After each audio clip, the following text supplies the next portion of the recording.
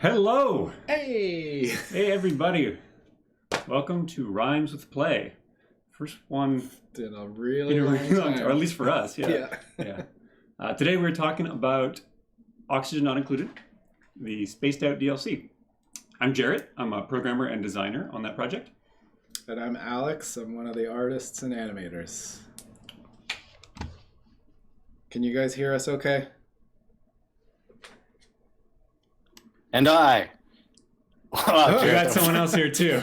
That was really good timing. Sorry if that scared you. And I, everyone, am Jambil, who did some sound on the video game Oxygen Not Included. That's true. You did a lot of sound on the video game Oxygen Not Included. And a bit That's on correct. Spaced Out here too. And many memorable rhymes with plays.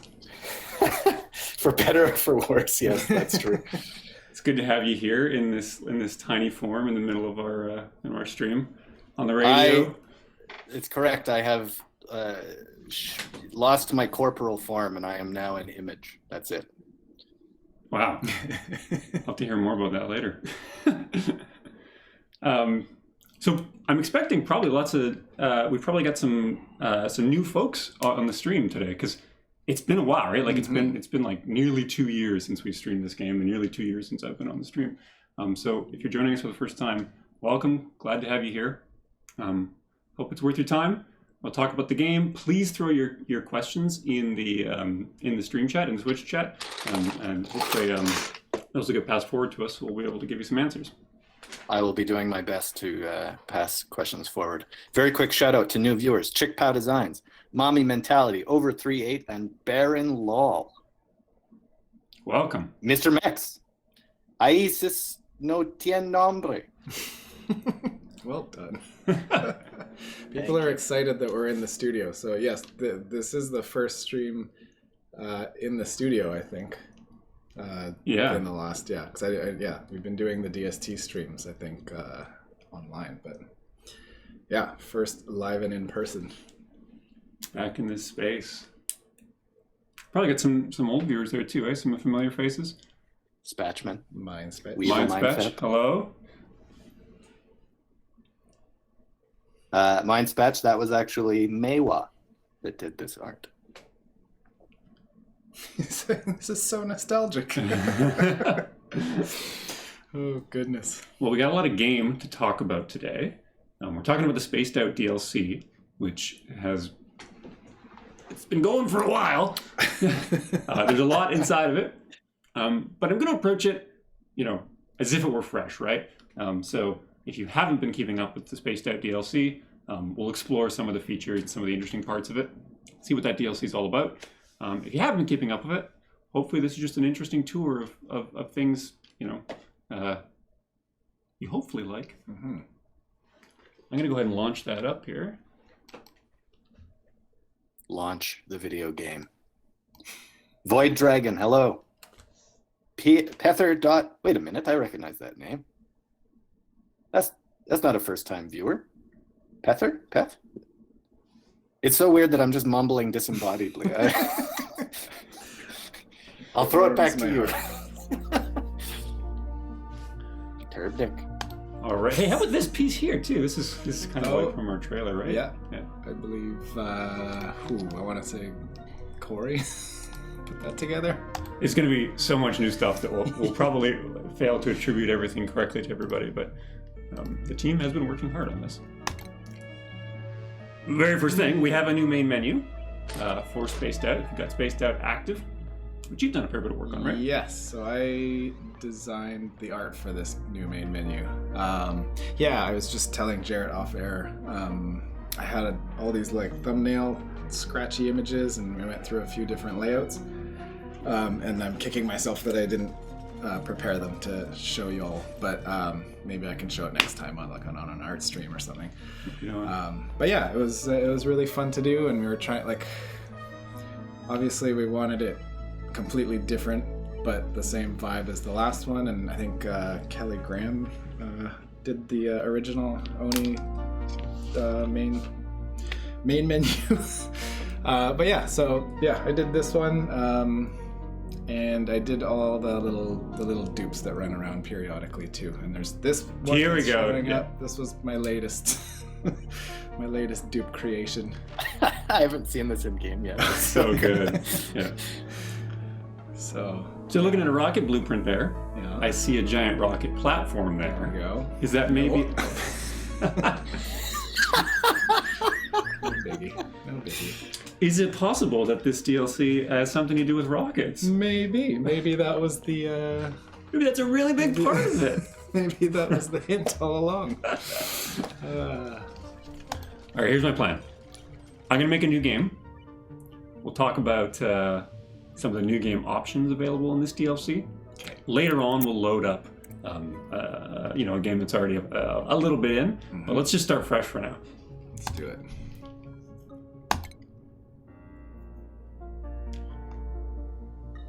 I'm gonna claim this dead air. Oh yeah, never mind. The dead air's gone. I was just gonna greet some more new people. Tigers love pepper. Origin Darkness. Dave X. Friday Night Gamer. I'm afraid it's Tuesday afternoon. You might have to leave and return on Friday. Kusafk. Back to you, Jared. Back to you in the studio. Thanks, Jambo. This is so much fun for me. Yeah. So, first major thing here. When we are starting a new game in Spaced Out, you're going to face a decision like this. When you hit new game, you're going to get to a menu like this. I have the choice between a classic style asteroid or a spaced out style asteroid. Both of these are valid choices in the DLC. They both have DLC content in them. The big difference here is that a classic style start is going to feel a little bit closer to the base game experience than the spaced out style start. A classic style start is going to have a large starting asteroid. A spaced out style start actually has a smaller starting asteroid, but then a whole bunch of other asteroids that you can travel to. So when you build some rockets, fly your duplicates out into space, they'll be able to land on these other asteroids and build new colonies there. And both of those colonies are going to be running, simultaneously. Now you're managing both of them at the same time. That can be true in both styles of starts, but it's just kind of like, do you want your main starting asteroid to feel like a large place with many different biomes in it? Or do you want your main starting asteroid to sort of be a rock in space, but then those other rocks are close and nearby and other resources and riches are nearby to access? I'm going to go for a spaced out start for us here. Let's do it.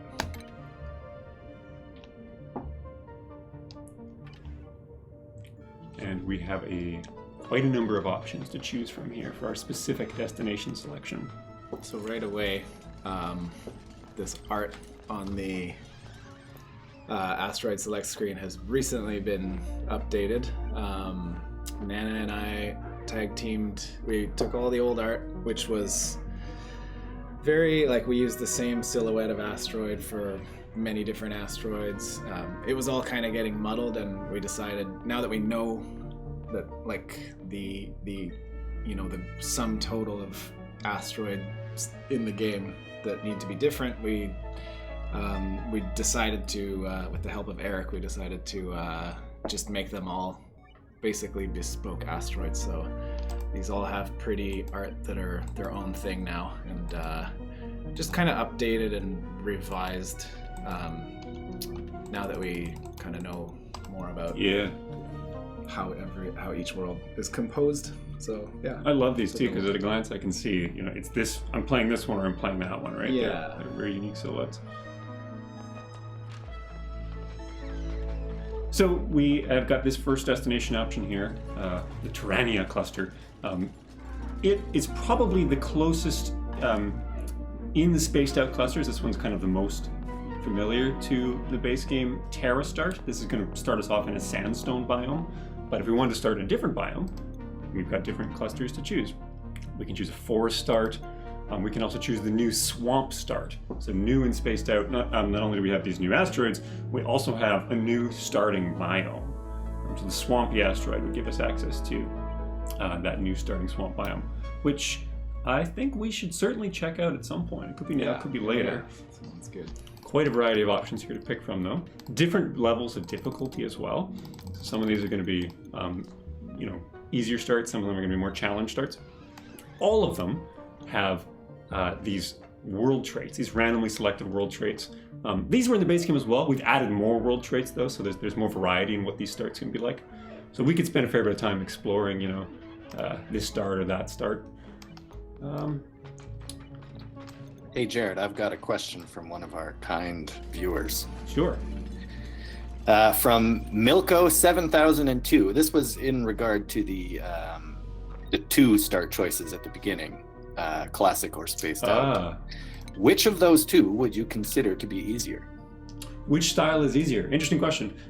I don't think that there is a particularly, a bias one way or the other. Within each of these categories, there's a range of options, some of which are difficult, some of which are hard. What I will say is in the spaced out style clusters, the worlds are smaller, right? So what that means is there's generally less resources there on that starting world. So you're compelled to make these ventures into space to other asteroids to collect resources, which can be a challenging prospect. On the other hand, one of the other big thrusts of spaced out has been to make rocketry easier and more accessible. So we'll get into that part more later, but having access to the surface of the asteroid where you can build your space program earlier on in the game also makes the game easier in a way, because you have earlier tech tier rockets to build now. Whereas in the classic style starts, because they're larger, you have more digging to do before you can reach the surface. So those opportunities in space are less accessible. So some harder for these reasons, easier for those reasons, but in each of these categories we'll see a range of difficulties. Now, Jarrett, you had that answer prepared. That was such a solid answer, I think. Thank you. No, it's just I've been working on it for the last 2 years, that's all. Yeah. So I'm thinking I'll start up here on the swampy cluster, just because it's the newest thing, right? We've seen terra biome before, we've seen forest biome before. We haven't seen the swampy biome here. So I'm gonna start that game. Medium boulders, mixed boulders. Oh, I didn't even look at the traits! Oh no! You get what you get. Yeah, you don't we'll be okay, we'll be okay.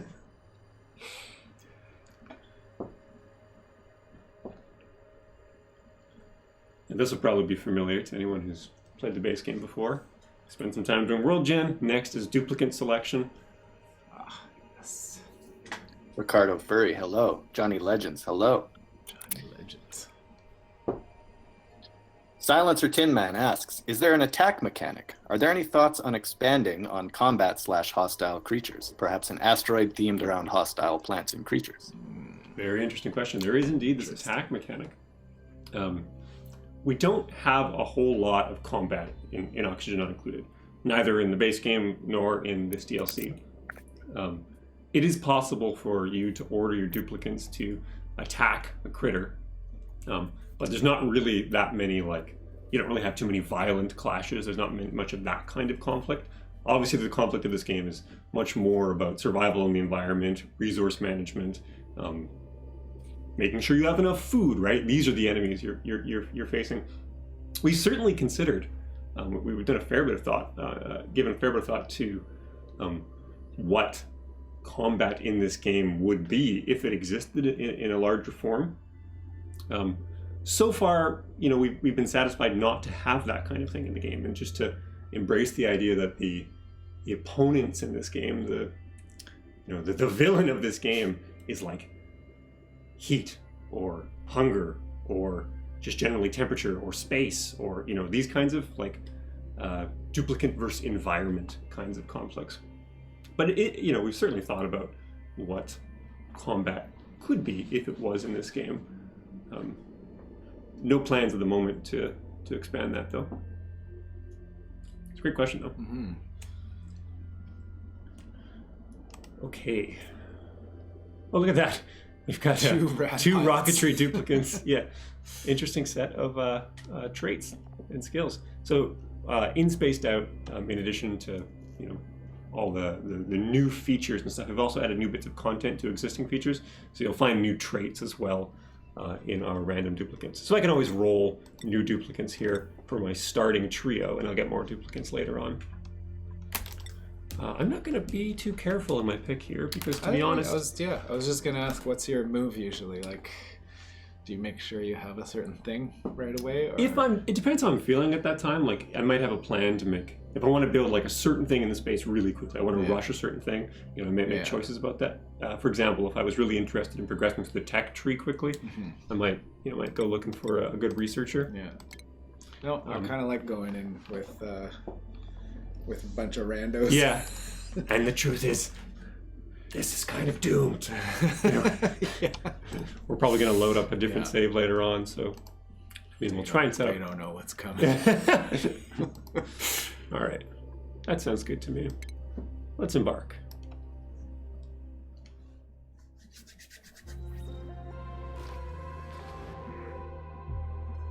So you will notice this is not the Sandstone Start, nor is it the Forest Start. This is a Swamp Start. This is new and spaced out. That means new elements, new critters, new plants, new challenges in general. And in general, I think this is a more challenging start than some of those other ones. There's a lot more dirty air. There's a lot more dirty air, which may be a blessing in disguise. Right. Maybe a blessing. You know what? Well, when I first played the Swamp Start, the dirty air stressed me out so much. Like, I thought I was going to die within like 2 cycles, and then it took me a while to be like, okay, everything's fine. It's dirty, but it's air. Dirty Air is still air.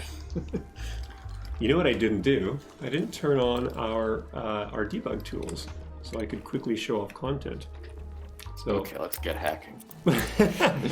Might have to hop out and do that in just a moment. But let's just do a little bit of exploring before I do. So what do we got around us? We've got cobalt ore. This is a new kind of metal ore. So I don't think we've got any iron or copper around here. We've got cobalt ore. Also got this swamp shard. It's a nice edible food. We've got some new critters over here. The slugs. You can see that they can crawl on the ceiling. They've got this static electricity discharge. These might be helpful to us in electricity generation in this space. They have an interesting quality at night. When these critters go to sleep, you can plug them into your electrical network, and they'll generate a little bit of electricity for you. Genius. Oh, look at these ones trapped up there. We gotta free them. Let's free them. All right. Now I'm gonna get to digging. Let's dig ourselves a nice path here.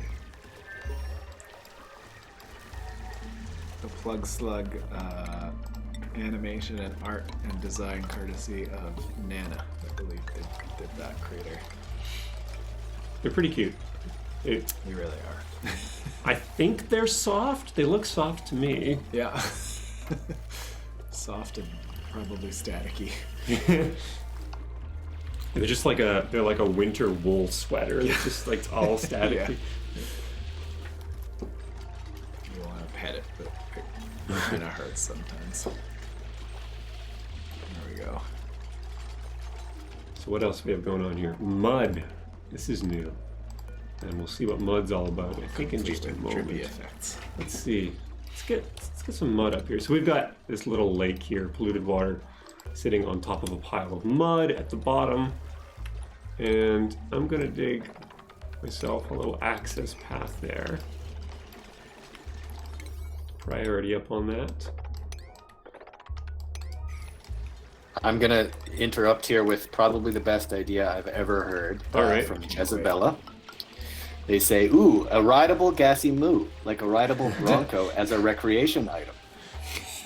The gassy moo is a critter. I think we must, sorry to interrupt, Jarrett, but No, I think we have to cancel stream in order to go and make this. We gotta get to work on the rideable gassy moo. Yeah. Well, goodbye. Yeah.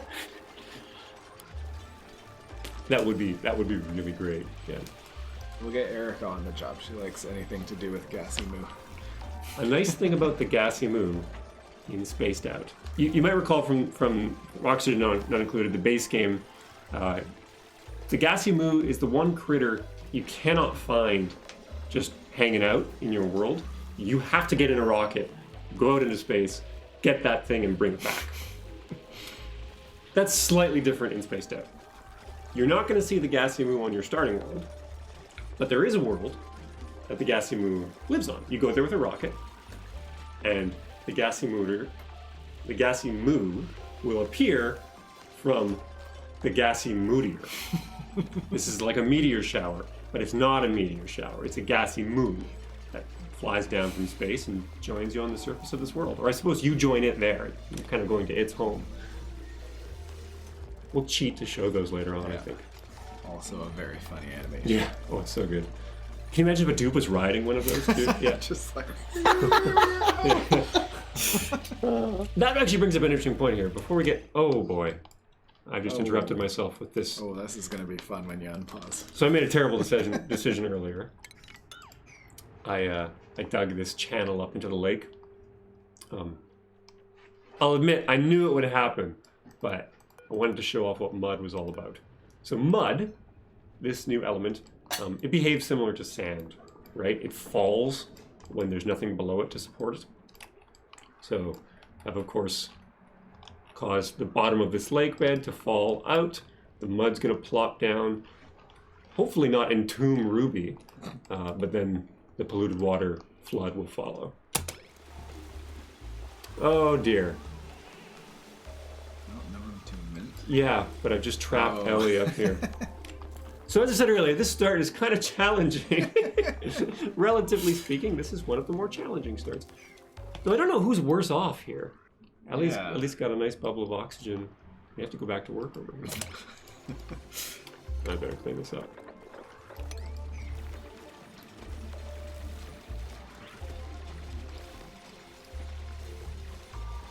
Hey. I get that's weird. GD Doggy Infinity says, is oxygen not included, made in a custom engine like Don't Starve or a public engine? And also, what programming language are we talking? Good questions. Oxygen Not Included is made with the Unity engine, though we do have a fair bit of our own stuff built on top of that.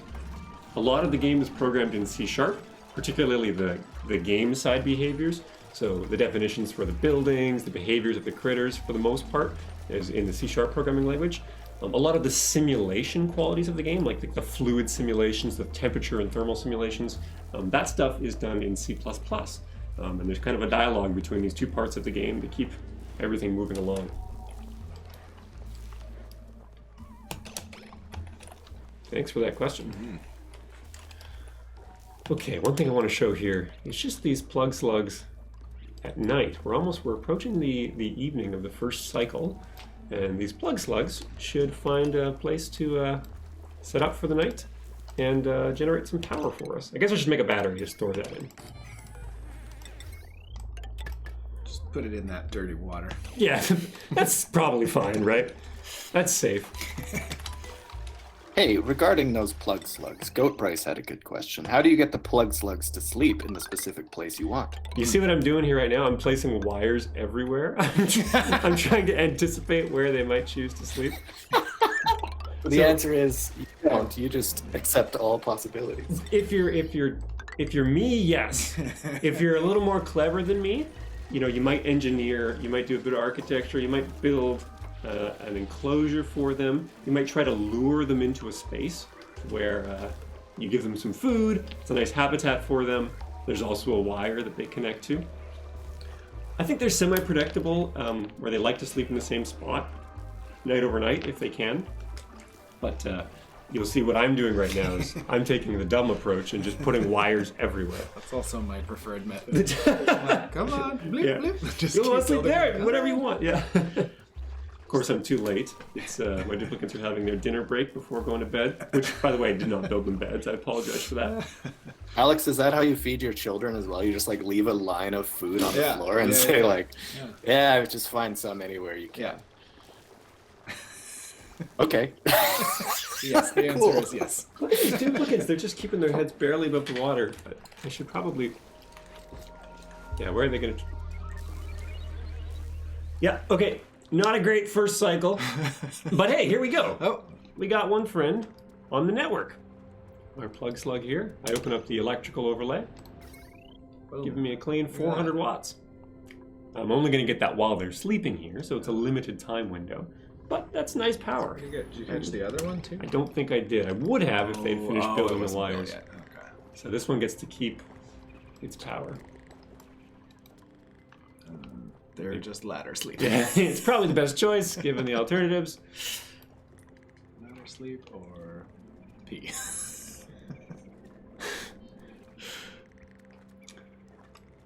Okay.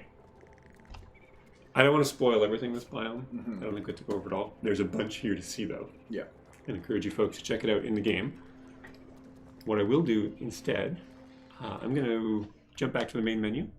We'll give ourselves some debug tools so we can more quickly show some of the new content. Sounds good.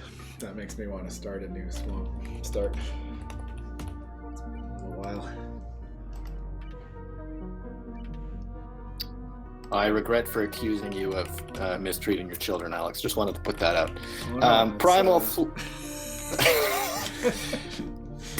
Flower. get enough food. I swear. I don't just I do. have food around the house. You're one of the best parents I know. Primal Flower asks, how do you devs feel about space stations? Oh, Jared. space stations. Good answer. Yeah, I love them. What can I say? I love, if we could, I would love, I think there's a lot of opportunity to build that. We'll look at rocket interiors in just a moment, which are a little bit like space stations, but I know it's not the whole space station experience. Yeah. I would love to be able to expand. That'd be cool. The thought has crossed, I think, all of our minds. Yeah. We feel good about space stations, to answer the question. Generally positive re-space station. I imagine that the best version of them would be quite complicated, though. One thing that comes to mind is like zero gravity. Duplicates moving around and interacting with, upside down and on the side, on walls and stuff. Yeah, And then if they pee themselves See, that's the problem. in Oh, zero yeah. G. Right, yeah. Oof. I mean, That's the problem with this game. There's so much. And then maybe it would. yeah. It's like, that's a great idea. Will that break everything, or is that going to take us another, year of programming or whatever it may be? I thought you were gonna say that's the problem with this game is there's so much pee. Well, that too. Yeah. Hey, funny that. Look at that. The random colony name is Hey, Space Station. There you go. Oh. Good gracious. Slayer Usana, welcome to stream, my friend.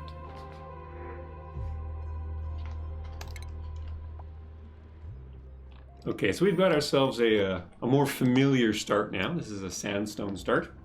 And I'm going to just cheat a bit. I'll use our debug tools to explore things a little bit more. The first thing I'll do, though, is go up to our star map screen. As I mentioned before, one of the big themes of Spaced Out is multi-world play. I am not just building a base on this world, I'm traveling to other worlds and building bases there as well. And so that kind of necessitated us redesigning the star map as well. The star map is no longer a linear path for a rocket to just go out to. It's actually a two-dimensional map. So this is the world that we're on right now. There are, of course, many things beyond it. We don't know what they are yet. But I think they're other asteroids. In order to reveal these, we'll need to build a telescope, and our duplicate will need to spend some time on the surface, looking at the stars. There is one other way to do it, though. At least the start. So again, I've got the cheats on, so we can kind of do stuff like this. Just instantly open big tunnels, get us a nice ladder. What I want to do is explore some of this space up here, see if we can't find something interesting. So let's just clear out some of this earth, and we'll give a direct order to one of our friends here. So why don't we go check out, see what's up there.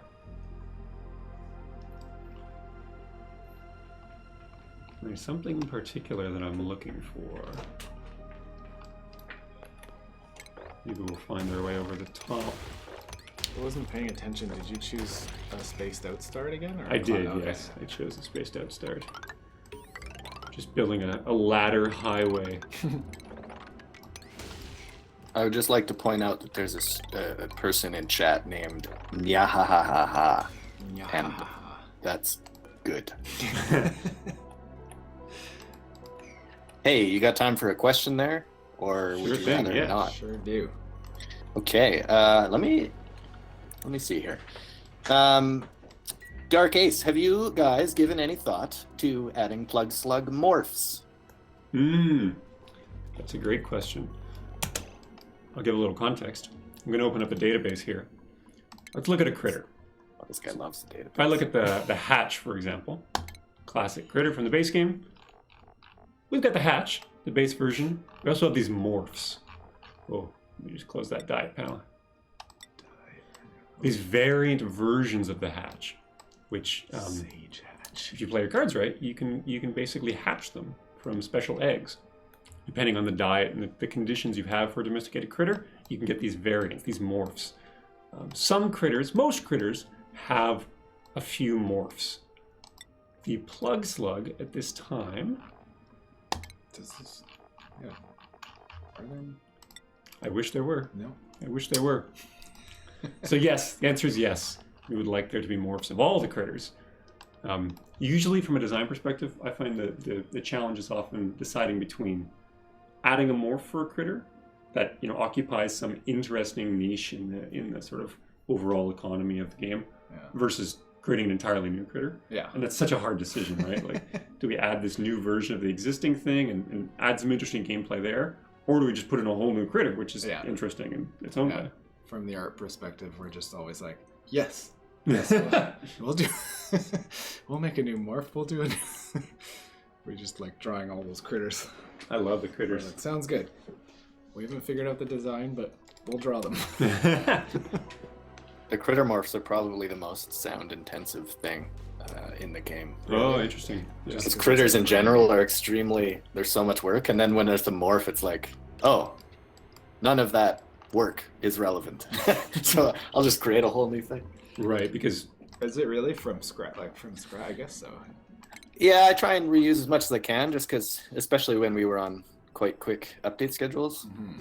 But yeah, they're spicy. So Those crits. this puffed print sounds different than this puffed, hey? No, I've made a liar of myself. Oh, The hatches in particular all sound. sorry, I didn't mean to accuse you. Okay. What about this Hey, one, actually, I Jim? gotta go. I can't call it. Hang up. All right, I don't think this is the door I'm looking for, but let's find out. Hey, get back here. Open that door. Old Spatchman was just asking, will we see the dupe teleportation machine? Let's find the dupe teleportation machine. We might. Ruby, what are you doing? If Ruby decides to open Ruby the door, Soho. just hanging out by the lake. Oh, it's because Joshua's coming to do it. Oh. Open that door, Joshua. Josh. Josh is so kind-hearted. No! Uh, Okay, well, this thing's good too, but that's in the base game as well, so we won't do well on that. Hey, I tell you what, I have another way of finding things. Want to know what it is? hacking? It's not hacking. Oh. It's just cheating. Hey, this one's for you, I think, Alex. I Ooh, put yay. out feelers for art questions. King Bezka says, what were the inspirations for the Sweetle and the Grub Grub? Let's take a look at the Sweetle Sweetle and the Grub Grub Grub. Pull So them up those. here. So we've got our divergence. Where's? Oh yeah, and Grub. Grub Grub. Yeah, the inspirations. I wish we had Nabia here. She did actually both those. Oh, critters. yeah. That's. Let's just get some in I game. wish I here. did know the inspiration for them. But That's- if I had that's to a guess, fair answer. Nabia is Oh. the person that I know that is the most knowledgeable about plant life, Yes. and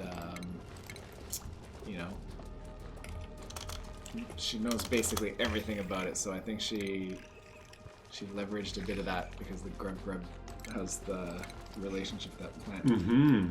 And so I think she did look at a bunch of like different kind of worms and caterpillars and stuff. I think it was a bit more like, I could be wrong, but I want to say it was a bit more earthwormy or a bit like grosser looking at one point. And now Oh, it's yeah, it this, now it's this kind of cool looking, caterpillar-y thing. I also want to say, and I could be wrong about this too, but I think it was Eric's first implementation of a creature. Yeah. Eric is in chat answering some of the questions. He's saying the inspiration was the relationship between sand trout and worms in Dune by Denis Villeneuve. There we go. There you go. I will just leave this room. Eric, you just keep going.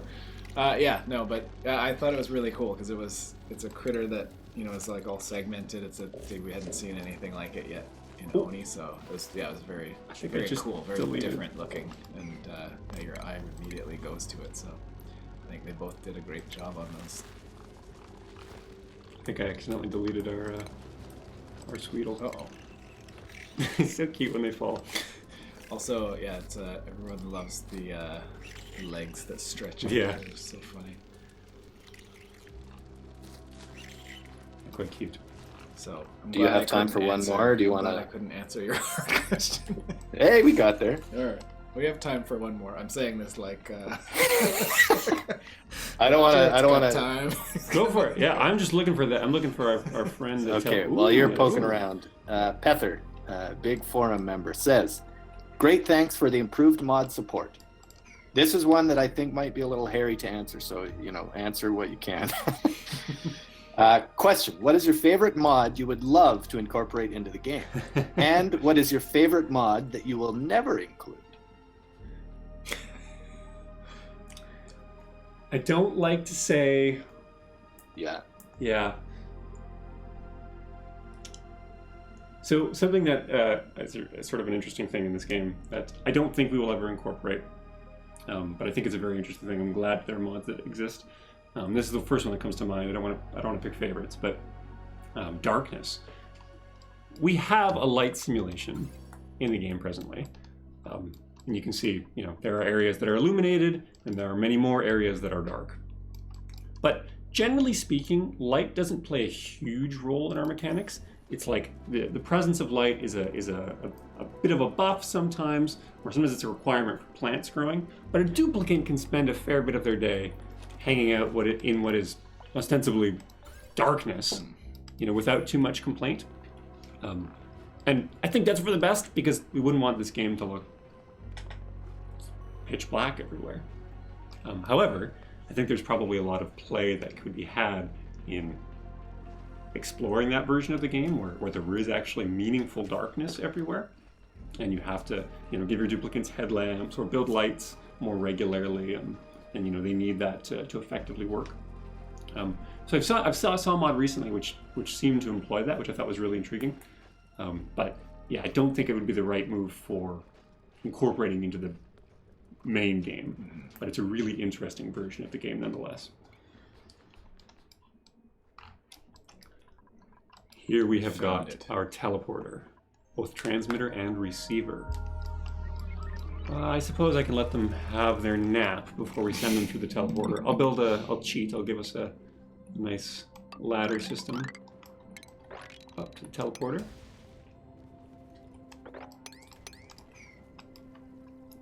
So what this is going to do is help us get from here to another asteroid without quite having our rocketry set up.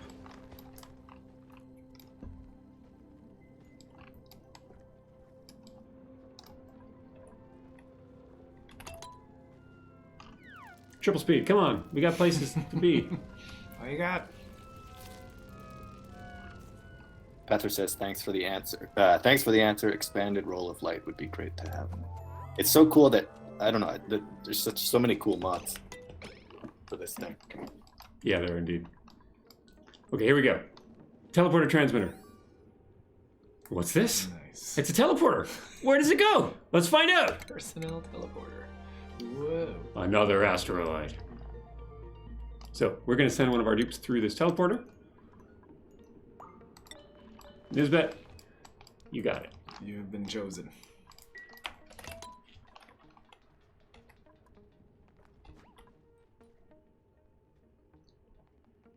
I think the teleporter is also, I want to say, a Nabia animation and design. I can't remember how it goes now. Ready to transmit? Let's do this. Make it so. Yeah, I'm cold.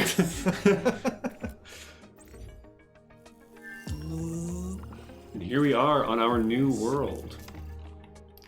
So we now have two separate colonies. Okay. Up top here and top right, I can switch between our two bases. And they're both running at the same time, so we need to make sure we're set up. I also here have the opportunity to play with the Cryotank 3000 and defrost a friend. Can't live Nisbet here all alone.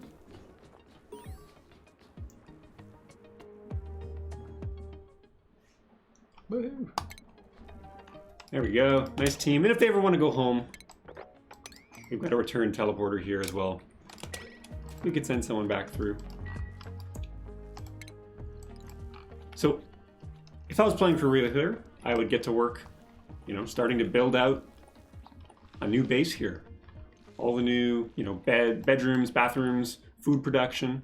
But the other thing I may consider doing is, having this world be my oil world. This is the world where I'm harvesting oil and sending it to my original base. And my original base, maybe it's where the food is grown, and it sends that food over to my oil world. I could do so a number of ways, but the most obvious of which would be rocketry, to build a rocket. So I'm going to do a little bit more debug cheating here. Just going to pretend that we use the telescope to reveal all this space on our star map. Lots of stuff out there to explore, but let's just stick with our two worlds for a moment. And I'm going to build myself a new rocket. So rocketry and Spaced Out is all based around a rocket platform. We actually build like a launch and landing pad. And on top of that, we can build specific rocket modules. So any good rocket is going to begin with an engine. I'll start with a really low tier engine, a carbon dioxide engine. So this is a very early game engine. Nice and small, and it's powered just by CO2. I'm also going to attach, what should we do? What are we going to do? Where are we going? I was going to go home, but I guess we could go elsewhere. Let's go home, but I'm going to put the rover on it. Yeah, the Rover's module. And then on top, we will put a Spacefarer nose cone. So that's going to be our whole rocket right here. I'll make sure that we've got a rover in the payload here. This is going to be a little thing we're going to deploy from space. And I'll make sure that we've got a nice ladder here so that our astronauts can get into their rocket. I think I'll maybe even just give ourselves a new friend. So Max, you are our astronaut. You are the official pilot of this rocket. And I'm requesting you inside the rocket. In you go. This rocket is actually a new world itself. I can view the interior of it, and here we are. We've got Max inside their little rocket. Here's their control station. Here's Max, of course. And I should probably give Max something to breathe while they're in here. Of course, if you were playing for real, you'd have to do a little bit more investment in making sure that Max had something to breathe, something to eat, maybe somewhere to go to the bathroom, the usual stuff. I'm going to select the destination for this rocket to go back to home here. And I'm going to put some fuel inside this. So it's carbon dioxide powered, so I better get some of that in there. I'm going to answer one question here that I see. I'm just going to jump over your head, Jambell, there. NZ Penguin wrote, wait, did that dupe get emailed to a different asteroid? I believe that is the case. Yes. Also, why did you make all the critters in Oni so cute? So that actually goes, we were talking earlier about combat in the game. And this wasn't really like an explicit reason, but we always figured the cuter you make the critters, the less people are going to want to blast them. Yep. I guess that wasn't the reason. I think all the artists just really like drawing cute critters. I'm guilty of it. So, yeah, it's a mix of things. But yeah, we truly didn't want you to like go, ew, gross, and then shoot it. So that was part of the reason we made them cute. The other part is who doesn't like looking at cute critters. Yeah, So we that's a ready? fair point. What do we got? We're pretty close to ready. We need. Oh right, it's pumping in. Yeah. Pilot boarded. Oh, of course. Oh, you gotta give him the. It would be. Yeah, we should probably have a pilot be our pilot. Max, I'm promoting you to pilot. Congratulations. You've just been promoted. Give them the pilot skill. You'll notice in all of these management screens now, of course, duplicants are divided based on the world they are on. So Max here is inside of our rocket currently. They are now a pilot. You are the official pilot of this rocket, Max. And on your command, you will launch to the stars. I really earned it. Acknowledge warnings. Are we ready to launch? Yes. Begin launch sequence. So this rocket is like maybe 1/5 as large as a regular vanilla game, base game rocket would be. But totally works.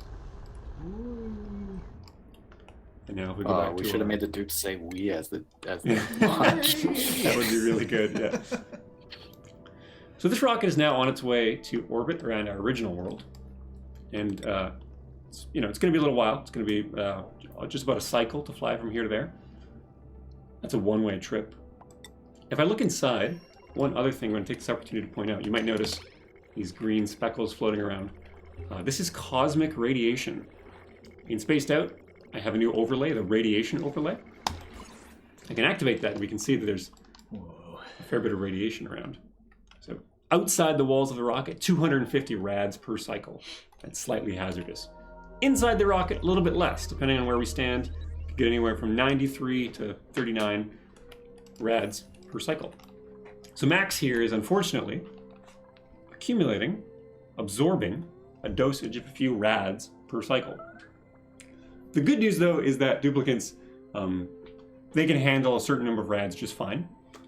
The truth is, next time Max goes to the bathroom, they will flush out some of that accumulated rad dosage, and they'll be all right. This is really only a problem if the dosage that they're exposed to is significantly higher. I'm not going to do that to Max, but I'm going to hop back to our home world for a moment and set up something that is a higher dosage of radiation.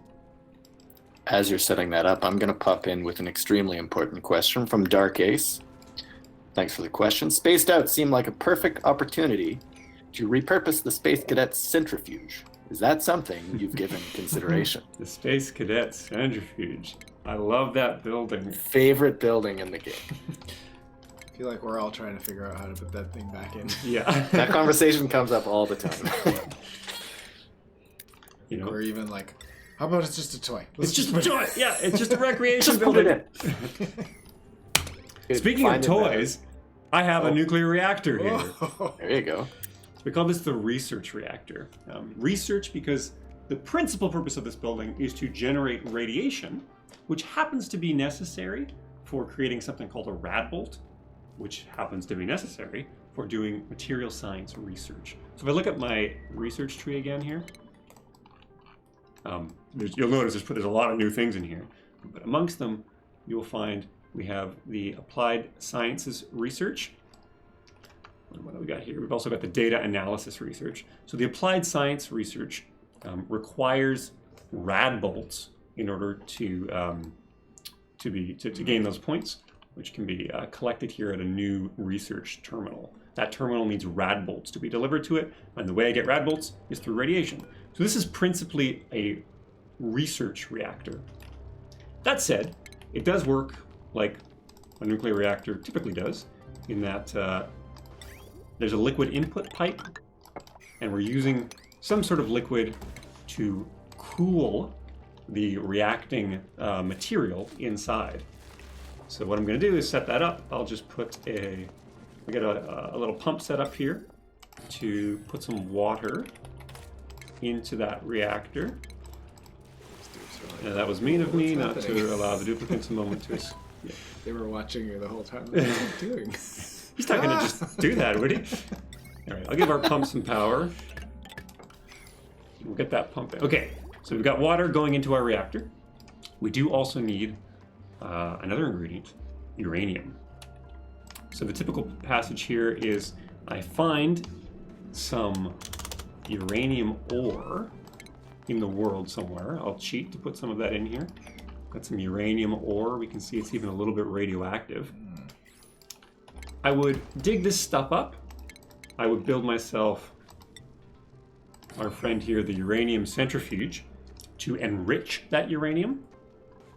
And I would end up with a little bit of this fancy enriched uranium fuel. So, the duplicants will deliver the enriched uranium to the reactor. The pipe will deliver the coolant. The uranium will begin to react. The reactor will go critical, so to speak. And what's going to happen is that liquid water that's getting pumped in is going to keep the reaction under control. It's going to keep the temperature down so this thing doesn't melt down. But it will produce a lot of steam. Yeah, okay. And that steam theoretically could be used for electrical power if you wanted to get fancy. All right. In goes our uranium. The reactor springs to life. And the truth is, I really need to get these duplicants out of here. Because if I turn on that radiation overlay... How unsafe is it? You'll see we have got a bit of a problem here. You have suits, right? We do have suits. That's a great idea. We should get some lead suits on.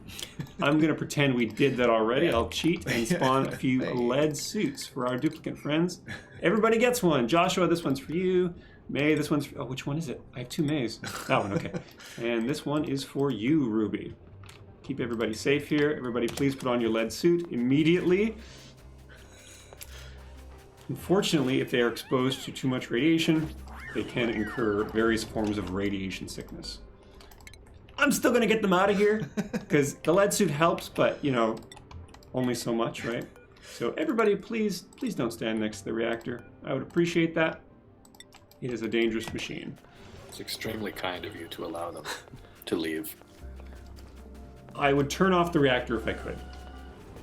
We can see it's now venting that steam, that liquid that's pumping in. It's cooling the uranium, but it can only do so much. And the final thing I must do is show you what happens if this pipe happened to break. Oh boy. So we now have a reactor running. There comes the Jarrett that I know. I'll just cut it off right here. We have a reactor running with no liquid coolant. What that means is the uranium inside is going to keep reacting with nothing to keep its temperature in check.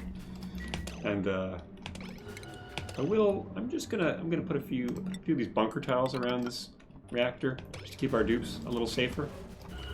Because unfortunately, a reactor left unchecked can have some bad outcomes.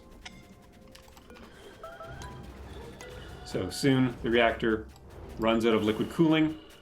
The temperature of the uranium inside begins to increase. What does that look like, the temperature over there? Can you see? Well, what we're seeing here is all of this hot steam that's been venting. So this place is very hot now. It's also extremely radioactive. And that radiation is actually penetrating these walls I built. So I should probably make thicker walls. There we go. Just keep things safe here. Oh dear. Here we go. So what you're saying is don't build this near beds. Probably don't build this near your duplicants' beds. This reactor is... It's done. It's melting down. It's making all kinds of havoc. It's spraying nuclear waste everywhere. It's extremely radioactive. This is just bad news. I love the sound of this. It sounds so good, yeah. I believe Nana did all the art and animation for that, so oh yeah, Nana killed it from the plug slug. Wow, now we are left. There's some damage done. Yeah, with this dead reactor. It's still extremely radioactive. It will be for a while. That looks cool though. One more thing I'll show you is what radiation is good for. Ooh. I'm going to use a Rad Bolt Generator, this nice instrument here, which I'll supply some power to. It will begin collecting the ambient radiation and compressing it into rad bolts, which are sort of a new kind of like resource conduit.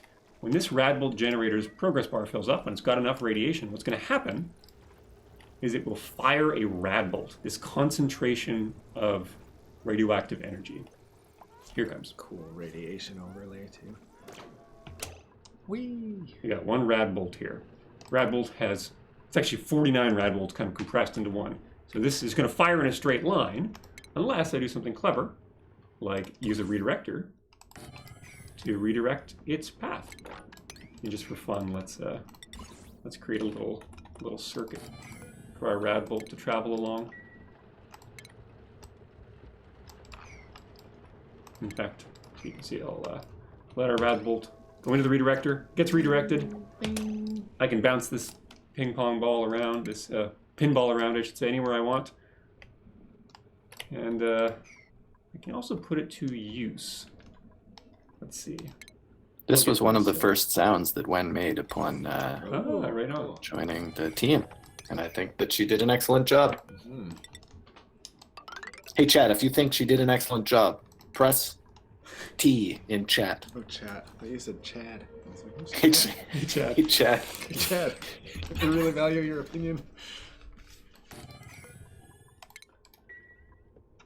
What I'm doing here, I'm redirecting this Rad Bolt into my materials study terminal, which I should give some power to. This is a new research building. It can absorb those Rad Bolts, and it can put them towards new kinds of research. So Turner here is our resident scientist. Turner, you've been promoted.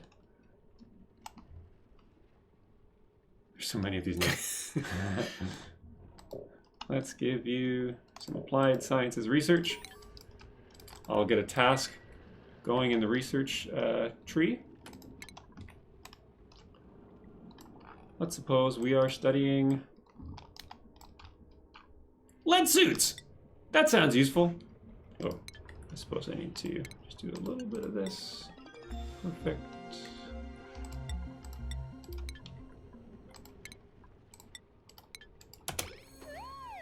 Nice. Yes, yes. Good job, Turner. I know it's radioactive, but you've got a job to do. Okay. So fussy. So, working on the lead suits, we're going to need them with this whole reactor situation. But this allows us to convert radiation to something useful. And there's quite a number of other buildings in the game which consume these Rad Bolts to do their thing. So it can be dangerous, obviously, but it also can be quite valuable for us. That's cool. Oh, Oh. it's unfortunate. What has happened is Turner was just hit by a Rad Bolt, I believe. So this is the other, I'm going to delete this building for a second just to illustrate. You have to be a little careful with these Rad Bolts because this feels mean. I'm sorry, Turner, but I have to show the people how the game works. No, you have to be over here. Please, no. So this Rad Bolt will be redirected, but it's not in a sealed conduit, right? It's kind of an open space. So, unfortunately, what that means, if you're not careful, you can kind of just get hit by the football, and he's fine. But again, that's going to contribute to that absorbed radiation dose. And if Turner has too much radiation in their system, they'll get a little sick. Okay, that is enough being mean to Turner. Took a Rad Bolt to the face. Yeah, I'm sorry about that, buddy. He's got bumps. Had to show the people. Okay, so what have we talked about? We got radiation, nuclear reactors, That's a lot, yeah. rocketry. There's so much more there that I'd like to show, but I'll have to leave that to you folks to explore. When we were planning the stream, Jared was like, I don't know if we could fill an hour. And I was like, buddy, An hour. you've been working on this game for 2 years, my man. Sorry, I just had a lot to say. That was a pretty good crash course into a lot of the new stuff. And yeah, like we could seriously go on for like another 2 hours, I think, at this rate. There's a lot of space. There's a lot of stuff out here. Yeah. Yeah. Hey, I want to do one quick shout out, if I may. Y'all may have seen in chat Babushka audio. That is Amanda. And they will be streaming. They're our new sound designer on Don't Starve Together. They will be streaming on Thursday. Oh. So please join and say hello, etc. Excellent. Right on. Yeah, we've got another Is it an audio-centric stream? I don't Or think is it- so. Okay. And I may have mispronounced their name. Babushkario. I don't think it's sound-centric, but they're talking about the... oh gosh, my mind is blank. The new DST stuff. Yes. New DST stuff. Yeah, I think it's a big one. Yeah. We'll leave it to them to announce that. That's pretty good. Any other questions we may have missed there, Jambill? Oh, there were a lot. I feel bad. There were a lot of very good questions. Ultra Shadow, some from, more from Pether, Silencer, Tinman. But I think that we must keep on schedule, unfortunately. And so I'll say thank you for the questions, and please join next time, and we will do our very best to get to them that we can. Mm-hmm. Indeed, yeah. It was fun coming back. Hopefully, I think we will be doing this more often. I hope so. If Jan says no, then we say no, Jan, buddy. You can't shut us down. Yeah. We're live! Yeah. We're going to stream more than once every 2 years. Yeah. Hey, so we will be rating. Jared, do you want to do this one? You practiced it, I'm sure. I did not. Great. You got a good start on it already. Wrote it right here too. I'll hand it to you. All right. Well, we're going to send you folks to another channel. We're hoping you can go check out Live Action Pixel. They are streaming Oni right now. So we're going to sign off. Thank you very much for joining us, everybody. And Thank you. Hope to see you again. Yeah, thank you guys. That was fun. We missed you. We'll see you again We soon. have very much missed you, and I've missed all my coworkers. It's good to be back Oh, in the office. No here and kidding. there. Yeah. So, And turnip. we'll keep on. And turnip. And All the turnip, office lovely dogs, dog, yeah. especially. All right. All right. Thanks Thanks, everyone. everybody. Thanks for tuning in. Bye. Goodbye.